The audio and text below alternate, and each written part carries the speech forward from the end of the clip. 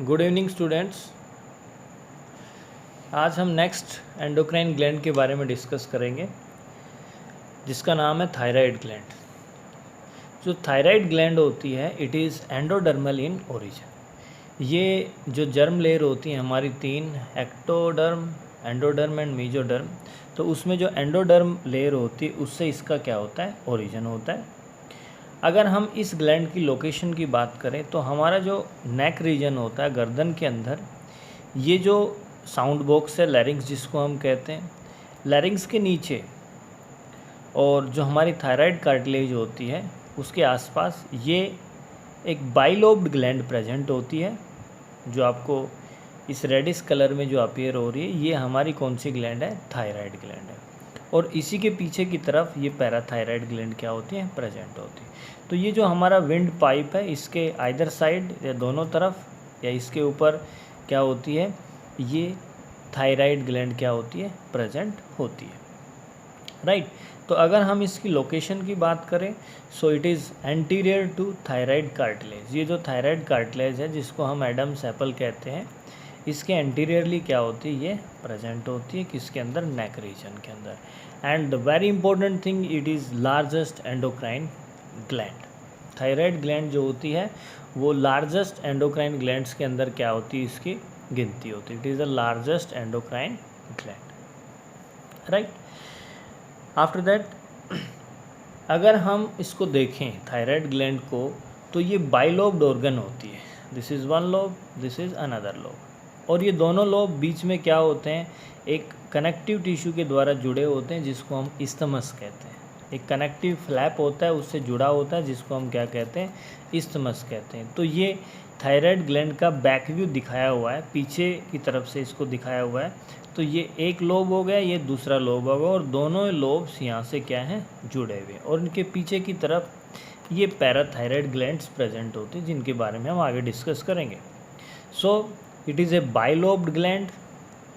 Both the lobes are interconnected with a thin flap of connective tissue that is called isthmus. तो ये जो part है, ये part क्या कहलाता है, इसमें ये पार्ट कहलाता है isthmus, राइट। अगर हम इस थायराइड ग्लैंड का सेक्शन कट करके देखें, अगर इसकी एक स्लाइड प्रिपेयर करें, सेक्शन को कट करें, ट्रांसफर सेक्शन कट करके देखें और उसको माइक्रोस्कोप के नीचे ऑब्जर्व करें, तो ये जो थायराइड ग्लैंड होती है it is made up of follicles. ये follicles, these all are follicles, ठीक है। इन फॉलिकल्स के बीच में ये स्ट्रोमल टिश्यू होता है। तो फॉलिकल्स और स्ट्रोमल टिश्यू किसको बनाते हैं, थायराइड को बनाते हैं, ठीक है। अब ये जो फॉलिकल है ये राउंड स्ट्रक्चर है, सर्कुलर स्ट्रक्चर है। इसमें ये जो सेल्स हैं, ये सेल्स कहलाती हैं follicular cells. These cells are known as follicular cells, right. और इस फॉलिकल के बीच में ये फॉलिकल एक कैविटी को क्या करता है, एनक्लोज करता है। इस कैविटी को हम कहते हैं फॉलिकुलर कैविटी, राइट, जिसमें क्या भरा होता है, एक लिक्विड भरा होता है जिसको हम कहते हैं कोलॉइड। क्या कहते हैं, जिसको हम कोलॉइड कहते हैं। उसके अलावा ये तो फॉलिकुलर सेल्स हैं, इसके अलावा कुछ और सेल्स भी इसमें प्रेजेंट होती हैं। जैसे यहाँ पे देखिए, ये सेल हो गई, ये सेल हो गई, यहाँ पे ये प्रेजेंट है, यहाँ पे ये प्रेजेंट है। इन सेल्स को हम कहते हैं पैरा फॉलिकुलर सेल्स और सी सेल्स, ठीक है। ये तो फॉलिकुलर सेल्स हैं, इनके अलावा ये जो सेल्स हैं इनको हम क्या कहते हैं, पैरा फॉलिकुलर सेल। तो ये एक ट्रांसफर सेक्शन हो गया किसका, थायराइड ग्लैंड का। जब हम इसको देखेंगे तो ये किससे बना हुआ है भाई, फॉलिकल से बना हुआ है, और क्या है इसमें, stromal tissue. So thyroid gland it is composed of follicles plus stromal tissue. अब फॉलिकल के ऊपर चलते हैं। जो फॉलिकल होता है वो क्या होता है, इट इज़ इस circular structure that is made up of follicular cells. ये फॉलिकुलर सेल्स हैं, और फॉलिकुलर सेल्स ने एक कैविटी को क्या कर रखा है, कवर कर रखा है। और इस कैविटी में क्या भरा होता है, एक मटेरियल होता है। उस मटेरियल को हम क्या कहते हैं, कोलॉइड कहते हैं। क्या कहते हैं उसको, कोलॉइड, राइट। तो ये बात हुई इसके स्ट्रक्चर के बारे में। अब ये जो ग्लैंड है ये कौन कौन से हार्मोन सिक्रीट करती है, थायराइड ग्लैंड। पहला जो हार्मोन है उसको हम कहते हैं tetra iodothyronine. Tetra means 4, iodo means iodine, thyronine और थायरोक्सिन। इसको T4 के नाम से जानते हैं क्योंकि इसमें 4 आयोडीन क्या होते हैं, एटम्स होते हैं, 4 आयोडीन्स इसके अंदर प्रेजेंट होते हैं। और ये जो T4 होता है actually it is converted into T3। ये T3 के अंदर ट्राई आयोडो के अंदर क्या हो जाता है, कन्वर्ट हो जाता है। कैसे, इसमें से हम एक आयोडीन क्या होते हैं निकाल देते हैं, और ये कहाँ होता है, लीवर में होता है, किडनी में होता है और दूसरे टिश्यूज़ में ये हो सकता है। तो पहला हार्मोन है T4। दूसरा जो हार्मोन है उसको हम कहते हैं T3। T3 का मतलब होता है ट्राई आयोडोथायरोनिन। इसमें 3 आयोडीन एटम होते हैं, स्मॉलर अमाउंट, इसकी मात्रा कम होती है, इसकी मात्रा क्या होती है, ज़्यादा होती है। T3 कम मात्रा में होता है, ये T4 ज़्यादा मात्रा में होता है। लेकिन T3 क्या होता है, ज़्यादा एक्टिव होता है और मोर पोटेंट होता है, किसके कंपैरिजन में, T4 के कंपैरिजन। इसका जो एक्शन होता है, इसकी जो पोटेंशियल होती है वो T4 के कंपैरिजन में क्या होती है, ज़्यादा होती है। और T4 किस में कन्वर्ट हो जाता है, T3 में। कहाँ पे भाई, लीवर और किडनी के अंदर। तीसरा जो हार्मोन है उसको हम कहते हैं थायरोकैल्सिटोनिन। ये थायरोकैल्सिटोनिन कौन सिक्रेट करती है, सी सेल्स। देखिए मैं आपको पीछे ले चलता हूँ इस स्ट्रक्चर के ऊपर। ये जो फॉलिकुलर सेल्स हैं, ये सेल्स क्या रिलीज़ करती हैं, T3 T4। और ये जो सेल है पैराफोलिकुलर सेल्स, जिसको सी सेल कहा है मैंने, ये क्या सिक्रेट करती है, ये सिक्रेट करती है थायरोकैल्सिटोनिन। ठीक है, ये T3 T4 और ये कौन सा भाई, थायरोकैल्सिटोनिन हार्मोन। तो ये मैंने अभी आपको बता दिया, ये दोनों तो फॉलिकुलर सेल्स रिलीज़ करती है और ये सी सेल्स थायरोकैल्सिटोनिन। एक और इम्पोर्टेंट बात है इस ग्लैंड के बारे में, ये सिर्फ अकेली ऐसी ग्लैंड है जो हार्मोन्स को क्या करती है, बहुत ज़्यादा मात्रा के अंदर करीब करीब 2 महीने तक ये क्या कर सकती है, उनको स्टोर कर सकती है। Thyroid is the only gland that has the capability to store T3 T4 and thyrocalcitonin hormone in large quantity for about 2 months। ठीक है, ये इम्पोर्टेंट फैक्ट है जो आपको इसके बारे में याद रखना है। नेक्स्ट अनदर थिंग, T3 और T4 के प्रोडक्शन के लिए हमें किसकी ज़रूरत होती है भाई, आयोडीन की, जो हमें कहाँ से मिलता है, हमारे डाइट से। और ये आयोडीन कौन से अमीनो एसिड के साथ जाके अटैच होता है, टायरोसिन। ये भी इम्पोर्टेंट फैक्ट है कि T3 T4 बनाने के लिए कौन से अमीनो एसिड की ज़रूरत पड़ती है भाई, टायरोसिन। इसके साथ क्या जुड़ता है, आयोडीन, और ये क्या बनाता है, T3 and T4। After that thyroid से रिलेटेड कुछ डिसऑर्डर्स हैं, कुछ बीमारियां हैं। अगर थायराइड में कुछ गड़बड़ होती है तो उसकी वजह से कौन सी डिजीज़ होती है।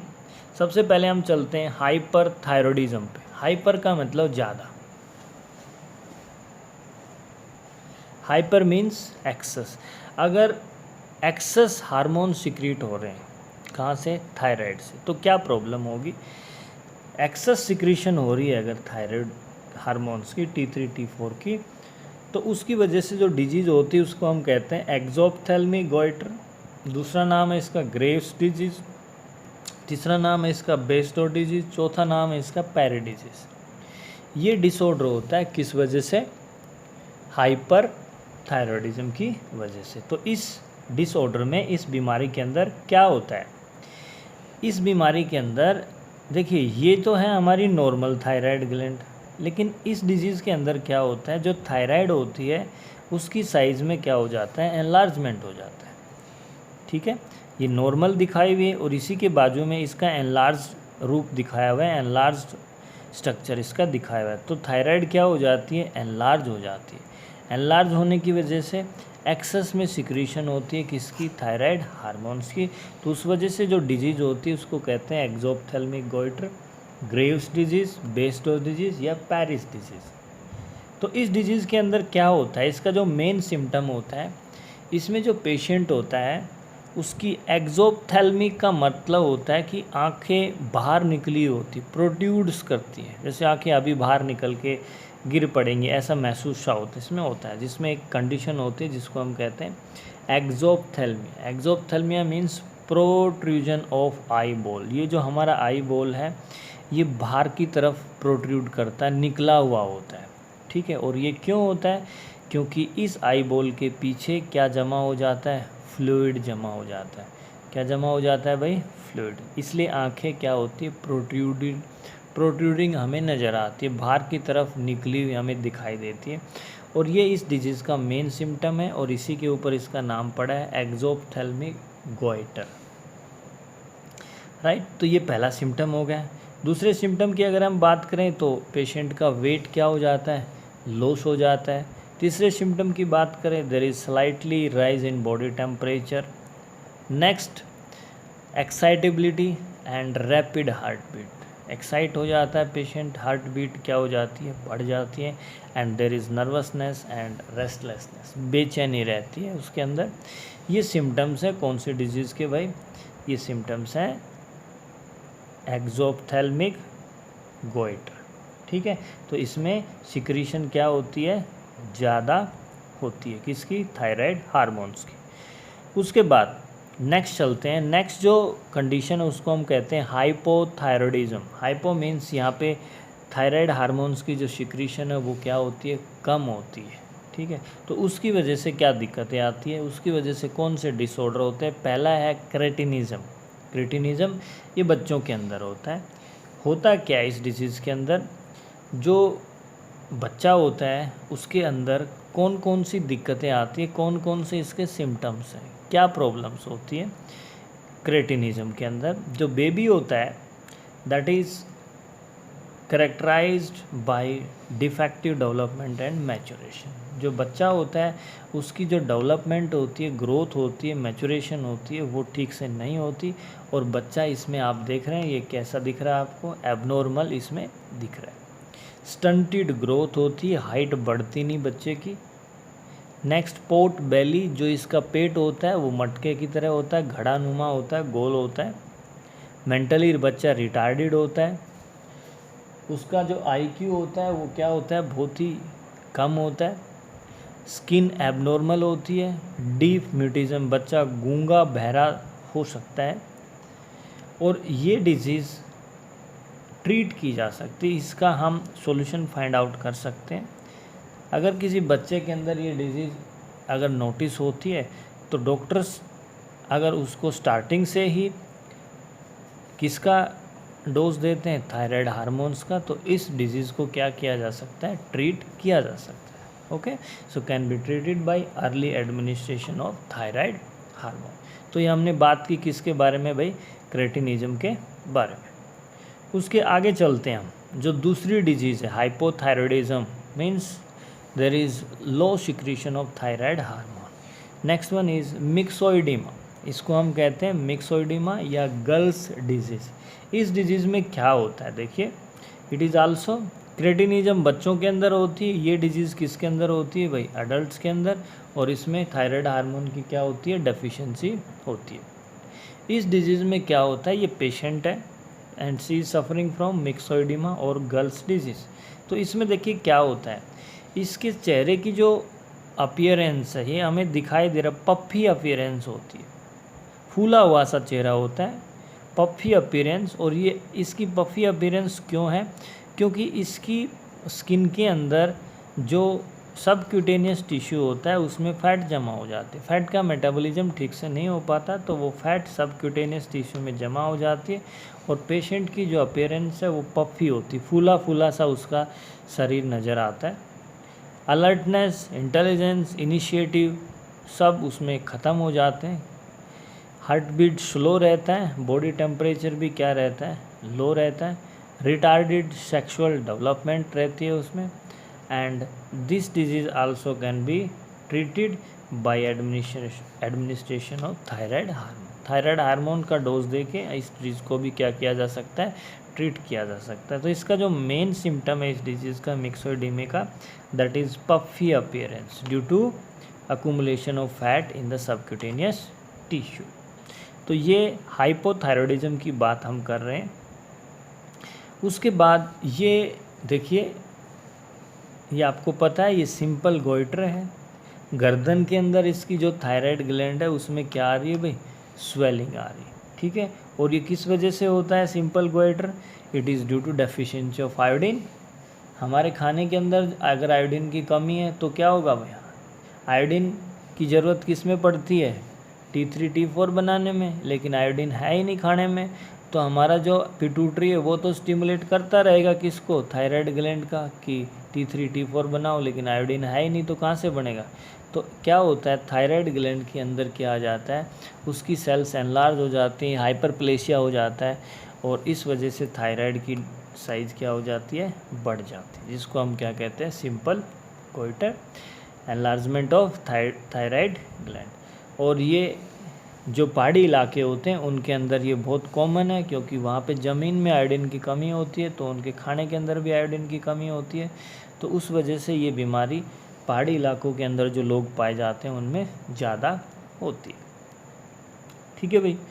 अब आगे चलते हैं हम, हमारे जो T4 T3 हार्मोन्स है, ट्राईआइडोथायरोनिन और टेट्राआइडोथायरोनिन के जो फंक्शंस हैं वो क्या है। पहला फंक्शन, ये हमारी बॉडी की जो BMR रेट होती है, बेसल मेटाबॉलिक रेट होती है, उसको क्या करते हैं, ये रेगुलेट करते हैं, ठीक है।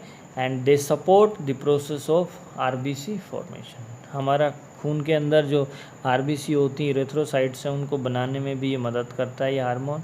और ये इंपॉर्टेंट फंक्शंस में आता है, metabolism of carbohydrate, protein and fat.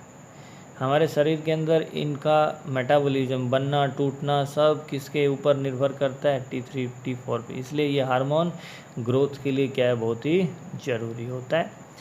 Increase करता है बॉडी के अंदर हीट प्रोडक्शन को, तो ऑब्वियस सी बात है वो हमारी बॉडी के टेम्परेचर को भी क्या करता है भाई, मेंटेन करता है। And it is responsible for water and electrolyte balance. वह पानी और इलेक्ट्रोलाइट के बैलेंस को ये क्या करता है, मेंटेन करता है। And the very important thing, जो मेंढक का लार्वा होता है, टैडपोल जिसको हम कहते हैं, उसको किस में कन्वर्ट करने में मदद करता है, अडल्ट फ्रॉग में। और इस प्रोसेस को हम क्या कहते हैं, मेटामॉर्फोसिस। तो मेटामॉर्फोसिस जो होता है टैडपोल का, किस में, अडल्ट फ्रॉग के अंदर, वो भी कौन से हार्मोन की वजह से होता है भाई, T3 T4 हार्मोन, ठीक है, थायरोक्सिन हार्मोन की वजह से। उसके बाद जो तीसरा हार्मोन है जिसको हमने क्या कहा था भाई, थायरोकैल्सिटोनिन, TCT, इसका दूसरा नाम है कैल्सिटोनिन। इस हार्मोन का क्या फंक्शन होता है, ये हार्मोन कब सिक्रीट होता है, जब ब्लड के अंदर कैल्शियम का लेवल क्या हो जाता है, बढ़ जाता है। ये हार्मोन कब रिलीज होता है, जब हमारे ब्लड के अंदर कैल्शियम का लेवल क्या होता है, हाई रहता है। तो ये क्या करता है, उस कैल्शियम के लेवल को नीचे करता है, डिक्रीज कर देता है। It lower calcium level by suppressing release of calcium ion from bones, ठीक है। तो बढ़ गया तो ये इसको कम करने में क्या करता है, मदद करता है। तो इसका जो काम होता है वो पैराथायराइड ग्लैंड जो होती है वो कौन सा हार्मोन रिलीज़ करती है, पैराथायराइड हार्मोन। उसके अपोजिट काम होता है किसका, थायरोकैल्सिटोनिन का, ठीक है भाई। तो आज के लेक्चर में हमने डिस्कस किया किसके बारे में, थायराइड ग्लैंड के बारे में। Thank you.